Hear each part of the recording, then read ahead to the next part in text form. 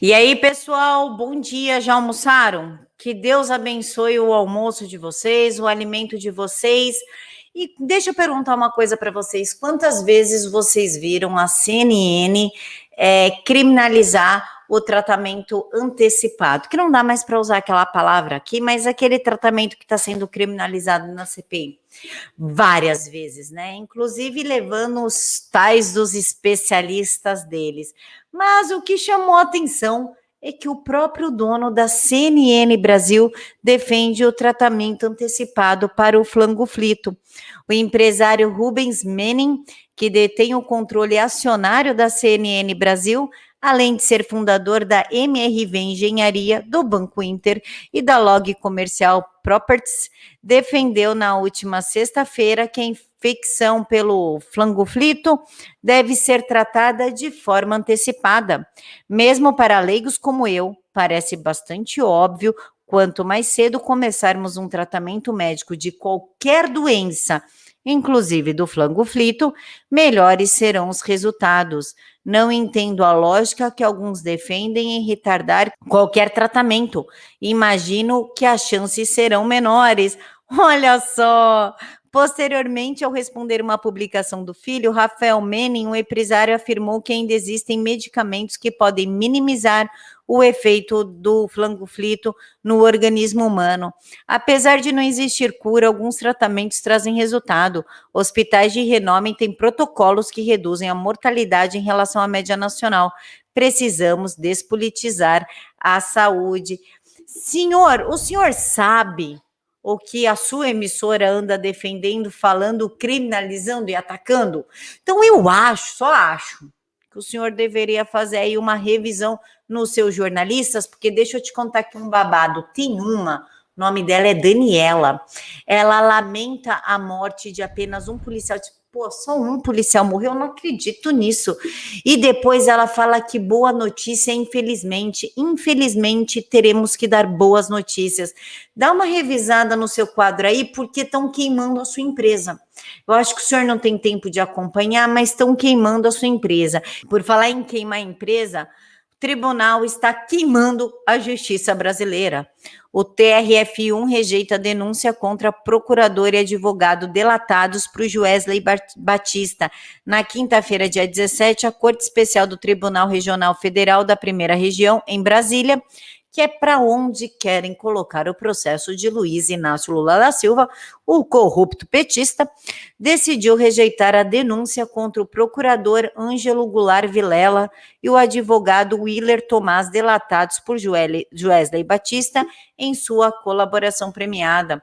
O empresário acusou os dois de integrarem um esquema de venda de informações sigilosas das investigações do MPF contra o grupo JEF no âmbito operacional de Greenfield.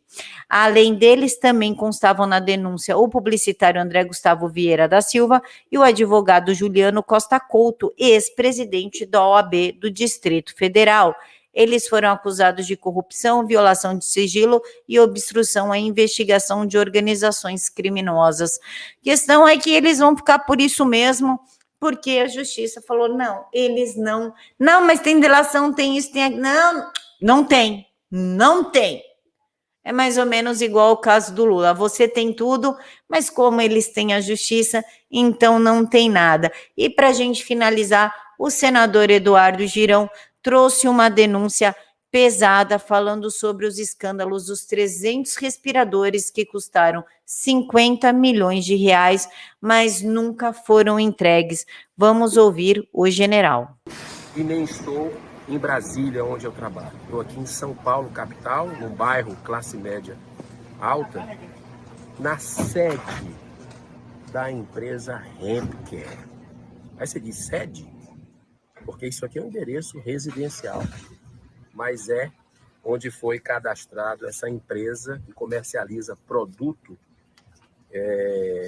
à base de maconha e que recebeu uma montanha de 48 milhões de reais do povo nordestino para comprar respiradores que nunca chegaram ao seu destino. Nós atingimos, nesse final de semana, 500 mil de brasileiros mortos. Quantos precisavam desses respiradores que nunca chegaram. O efeito que isso teve em muitas capitais do Nordeste. E o interessante disso tudo é que eu tentei chamar o diretor do Consórcio Nordeste, que é o Carlos Gabas, convocar na CPI nessa semana passada, e nós perdemos por 6-4. Até senador que nunca tinha aparecido na CPI, que era suplente, mas nunca tinha, desde a instalação, ido à comissão, nem virtualmente, apareceu virtualmente para votar contra. Então, 6-4 numa comissão que a maioria dos senadores, 82%, são ou do Norte ou do Nordeste. 10 senadores do Nordeste. E não quiseram olhar para a corrupção. E são verbas federais.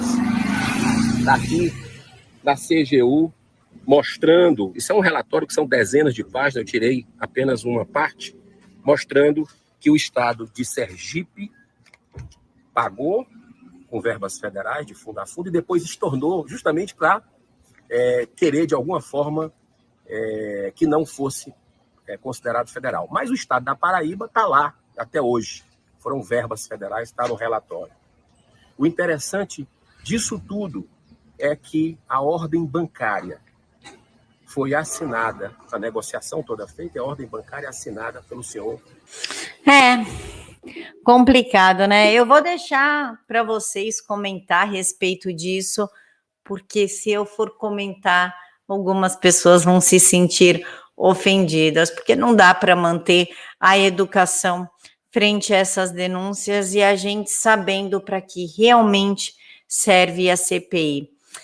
Ai, Brasil, né, gente? Eu encontro vocês aqui às 5 horas da tarde. Fiquem todos com Deus e até mais.